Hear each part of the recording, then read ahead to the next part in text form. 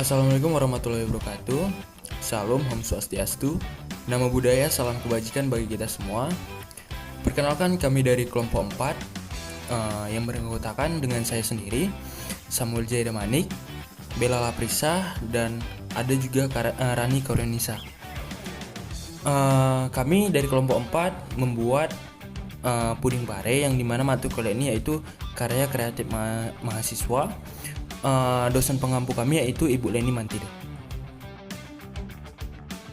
Di sini ada identifikasi kebutuhan dan tantangan yang ada.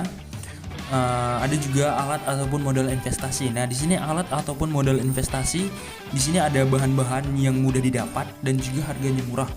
Nah, bahan-bahan ini untuk membuat puding tentu mudah kami dapatkan baik di swalayan, pasar ataupun toko khusus yang ada di masyarakat. Nah, pare ini juga bisa didapatkan di toko sayur. Selain itu, harganya tentu sangat murah.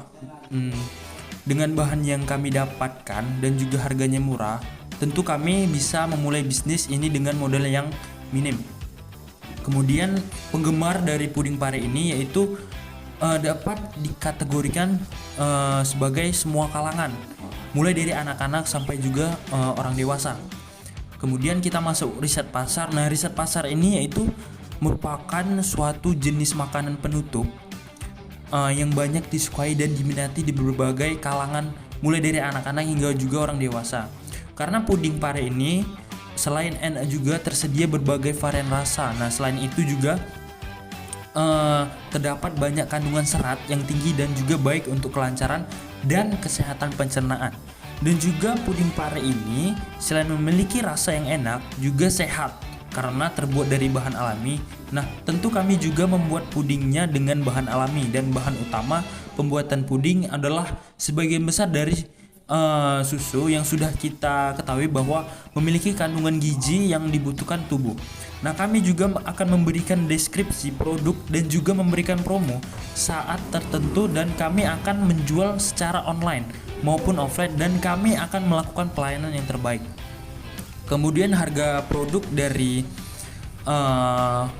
puding pare ini, yang dimana harga juga menjadi faktor penting utama untuk menarik pelanggan dan juga bersaing dengan masyarakat lainnya, yaitu dibuat suatu tantangan pada riset pasar agar mengetahui berapa kisaran dijual puding pare ini dengan sesuai riset pasar, dan ini juga suatu tantangan bagi para penjual puding pare.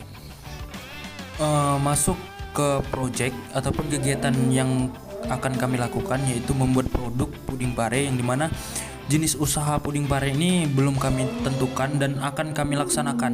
Tentu ada pertimbangan ya yang lain yang masih perlu kami pikirkan. Yang pertama itu melalui pengemasan yang berkualitas. Kami juga akan mempertimbangkan apakah konsumen menyukai puding pare, karena produk ini baru kami coba begitu. Kemudian kemampuan modal dari pihak kami itu sendiri, ada jumlah tenaga dan mutunya. Kemudian ada keuntungan yang kami punya sebagai pedagang penjual puding pare. Kemudian yang terakhir, kerugian yang kami peroleh yaitu dari kelompok kami sendiri.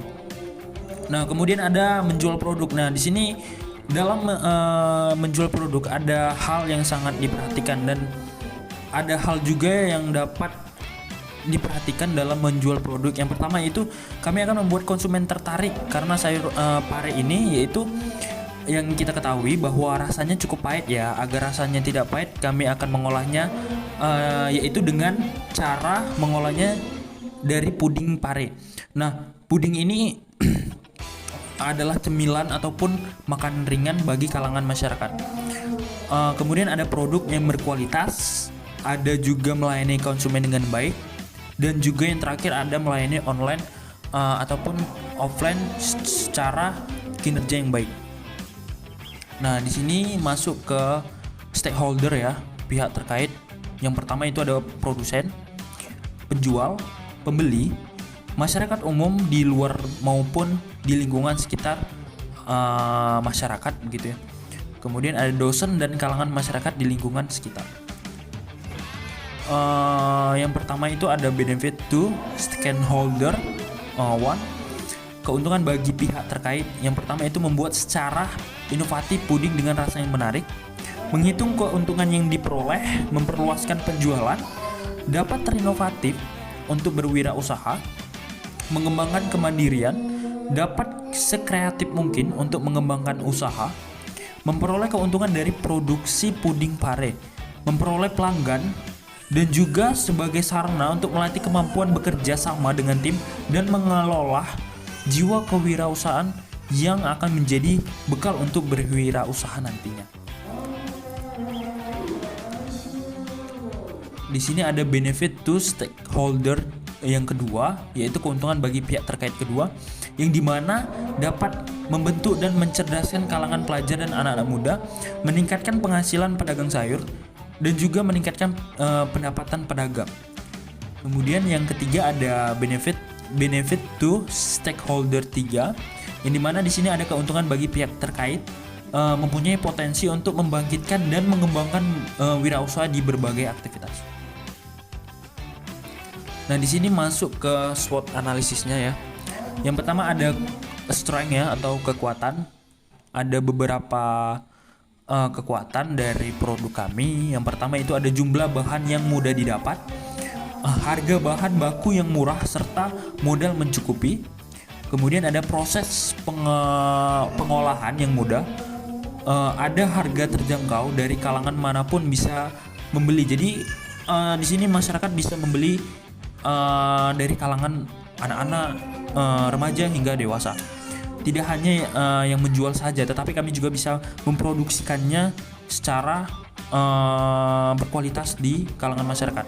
Kemudian kelemahan. Nah, di sini kelemahannya ada beberapa yang harus diperhatikan.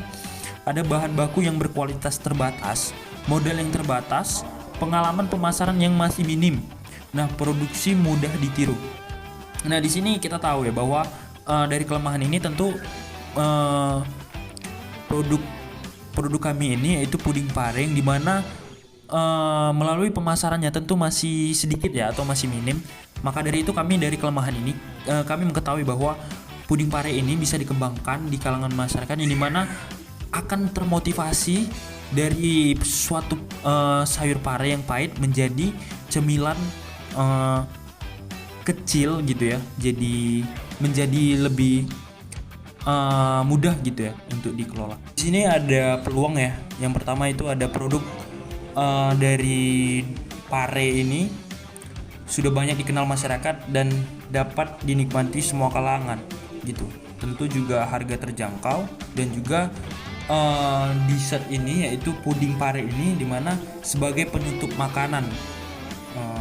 Maksudnya itu yaitu ketika baru makan gitu kan, jadi makan yang manis-manis gitu. Nah, kan enak gitu kan. Kemudian di sini ada threat atau disebut dengan ancaman. Nah, ada beberapa ancaman yang harus kami perhatikan, yaitu banyak produsen makanan sejenis, ada persaingan harga, kemungkinan produk akan ditiru ya ketika produk puding pare ini akan disebarluaskan atau dikembangkan. Tentu juga bahannya tidak lama ya, jadi karena juga tidak memakai bahan pengawet, jadi tidak bisa dikonsumsi secara lama. Nah, kita memasuki smart objective. Yang pertama itu mengolah dan mengembangkan buah pare menjadi puding pare ya. Kemudian mengembangkan buah pare menjadi makanan ringan. Dan yang terakhir itu meningkatkan kualitas produk kami yaitu puding pare, dan juga dapat mempertahankan higienis dan juga keamanan bagi masyarakat untuk membuat puding pare ini. Kemudian masuk di spesifik, yaitu tim sangat mendukung dan bekerja sama dengan baik. Kemudian waktu yang digunakan tentu sangat relevan ya. Yang kedua ada measurable, dapat meningkatkan kemampuan dalam berwirausaha, menjadikan produk yang berkualitas dan memiliki cita rasa yang khas.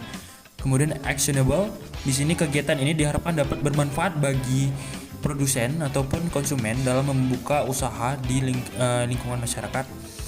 Kemudian ada kelompok yang ada dapat meningkatkan efektivitas dalam pembuatan dan pemasaran produk. Kemudian ada relevan. Nah, di sini kemudian ada juga memperkenalkan barang dan mempromosikannya. Nah, di sini menggunakan media sosial yang sedang tren agar bisa menarik pelanggan online tanpa harus iklan. Nah, fokus pada rasa yang disukai pelanggan, membuat strategi building produk, pelayanan terbaik. Kemudian ada perluasan pasar. Nah, di sini harus kita perhatikan bahwa memiliki produk yang berkualitas. Puding pare juga tidak menggunakan bahan pengawet untuk menjaga kualitas produknya dan juga menggunakan pewarna alami. Nah, kemudian ada relevan. Nah, di sini dalam pembuatan produk puding pare ini yang dilaksanakan sesuai dengan target dan juga kebutuhan yang ada. Lalu ada waktu pelaksanaan dalam pembuatan disesuaikan dengan waktu yang disepakati.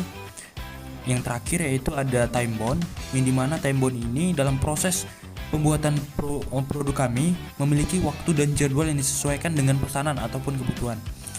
Ada juga peningkatan dalam produktivitas sesuai dengan pesanan. Jadi itulah hasil presentasi kami dari kelompok 4. Mohon maaf jika ada kesalahan kata ataupun yang berkenan di hati saudara dan saudari, terutama juga dari dosen pengampu kami yaitu dari Bu Leni.